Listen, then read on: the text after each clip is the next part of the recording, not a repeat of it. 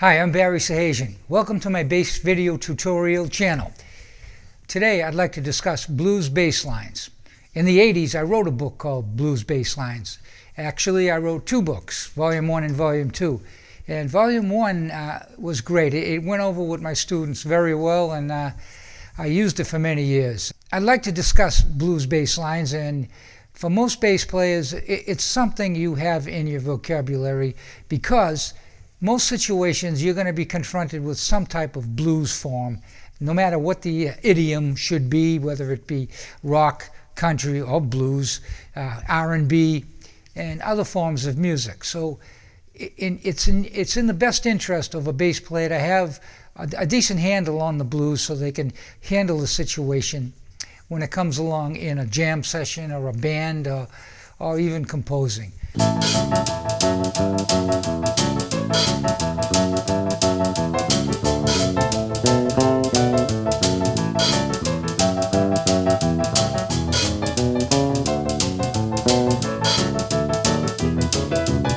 If you like these videos and it's your first time here, please subscribe. Or if you haven't already done so, please do. You might add a comment, a like, and I'd like to invite you to my Patreon page where I have the play-along tracks you heard me play on these examples, fast and slow, as well as the full tab and note chart you can download. And thanking you in advance for stopping by here as well. Let's continue on.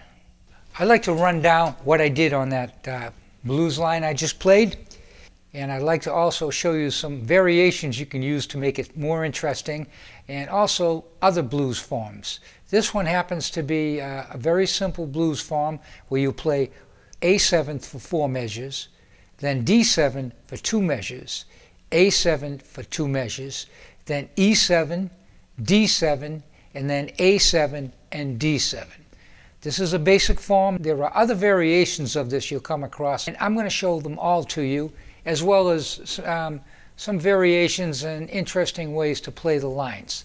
So let's get started with the this first example. I'm playing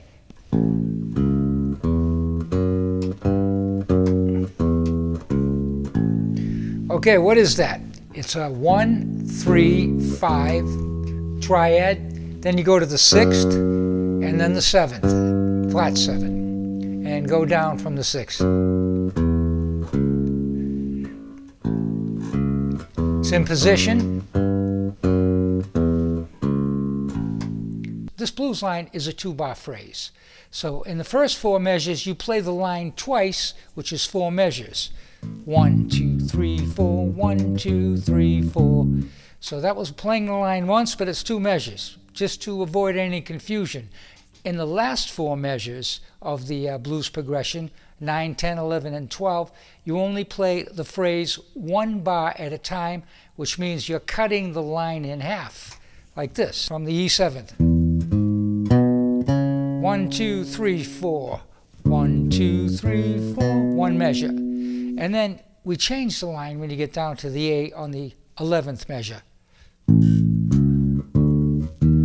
And then when we get to the E, we change that as well.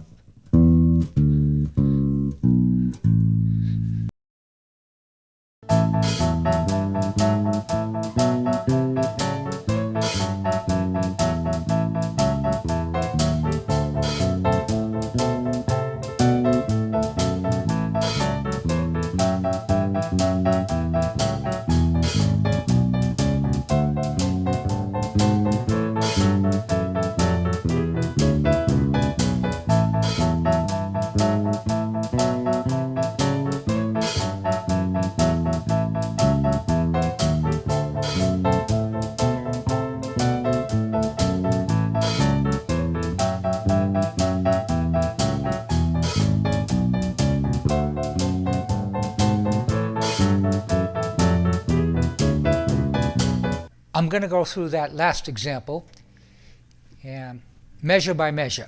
So we'll take the first 4 measures, and here we go. The first measure goes.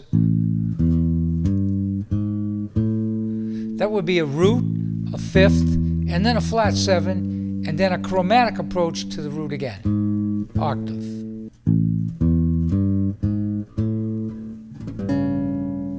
works great on a 7th chord. Now, even though this is a boogie blues, you can take this theoretically and use that line on a 7th chord. Works perfect. Since there is no 3rd in that line, you can also use that on a minor 7th chord, even though there isn't one in this exercise.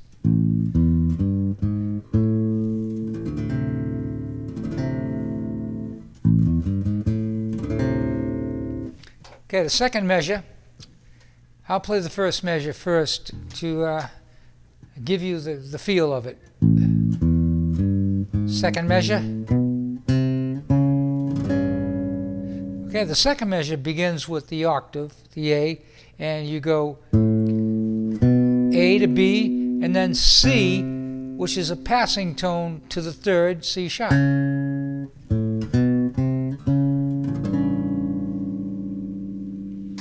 We have the 3rd and 4th measure next, which would be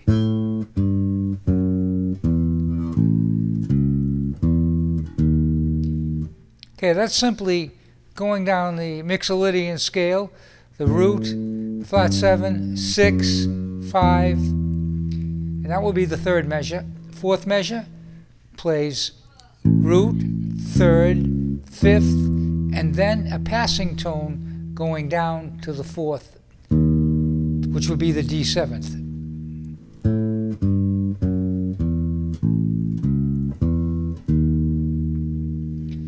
So that also can be used on a 7th chord if you forget about the boogie and the blues, and if you want to isolate this just into a 1-measure phrase to be used on a 7th chord. Now we're on the 4th degree, which would be the 5th measure, and we're going to play the stock line in D.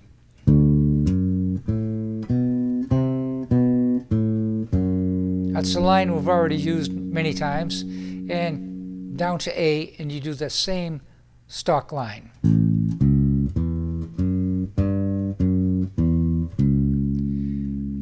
The next thing is we go to the 5. We start here on the 7th fret. Instead of going up to the 3rd, we're going down to the 3rd, which gives a variation that is has a nice touch.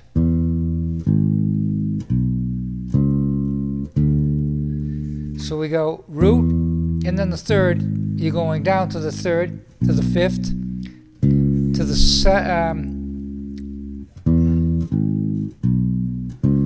6th, root, 3rd, 5th, 6th, and now you're a half step right below the D7th. Now we're on the 11th measure, and you're going down. It's an A7th.